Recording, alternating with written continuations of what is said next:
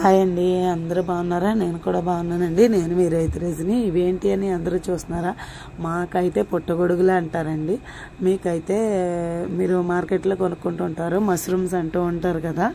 ఇదైతే నా ఒరిజినల్ అండి. ఇవి ఎక్కడి నుంచి వస్తాయి ఏంటి అనేది నేను మీకు ఇప్పుడు చూపిస్తానమాట. ఇది వచ్చేసి పాము పొట్టు ఉంటుంది కదా, ఆ పాము పొట్టు మీద వస్తాయి. ఇలా ఉంటాయి అన్నమాట. ఇలా ఉన్న వాటిని తీస్తాం మనం. అవి తీస్తే ఇంత బారు కాండంతో ఇలా వస్తూ ఉంటాయి. ఇవి చాలా చాలా వండుకుంటే చాలా బాగుంటుంది, టేస్ట్ కూడా బాగుంటుంది అనమాట. ఇలా మట్టితో ఉంటాయి. ఇలాగా చూడండి, ఇలా ఉంటుంది అనమాట. అవి వచ్చేసి చాలా పుట్టకాడ మనం పుట్టకాడ మనం తీసేటప్పుడు చాలా జాగ్రత్తగా ఉండాలన్నమాట. ఎందుకంటే పొట్టలో కంపల్సరీ పొట్ట దగ్గర తాసుపాము అనేది ఉంటుంది ఎక్కువ. మాకు అయితే తెల్లవారుజామున 3 గంటలకు వెళ్ళి మరీ లైట్లు వేసుకుని మరీ తీసుకొస్తారు. ఎందుకంటే చాలా జాగ్రత్తగా చూసుకుంటూ ఉండాలి. ఇవి చూడండి, కొన్ని ఇలా విడిచిపోయి అనమాట. ఇవి అయితే వండుకోరు, విడిచిపోయి అసలు బాగా కూరకే, అందుకే ఇవి వండుకోరు. ఇలా మేము చూడలేదు కాబట్టి ఇలా విడిచిపోయి. మా బాబాయ్ అయితే ఇంకా వెతికి మరీ ఇలాగా తీసేస్తున్నాడు పుట్టగొడుగులు.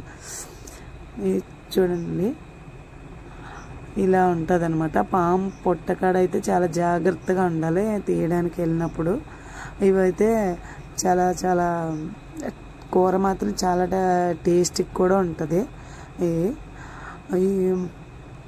చాలా ఎక్కువ వస్తూ ఉంటాయి. ఈ వర్షాకాలంలో ఆషాఢ మాసంలోనే ఎక్కువ వస్తాయండి ఇవి.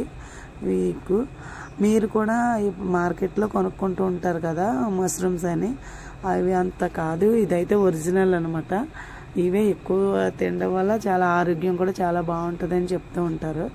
ఇదంతా మట్టితో ఉండడం వల్ల ఇది తీసుకొచ్చి నీళ్ళు పోసి ఇట్లలో కడిగి శుభ్రంగాను అట్లని కడిగితే బాగా తెల్లగా వస్తాయి. ఇలా తెల్లగా వస్తాయి.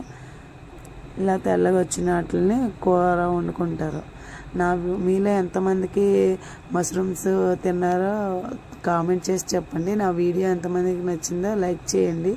మన ఛానల్ని ఫస్ట్ టైం చూస్తే సబ్స్క్రైబ్ చేయండి ప్లీజ్.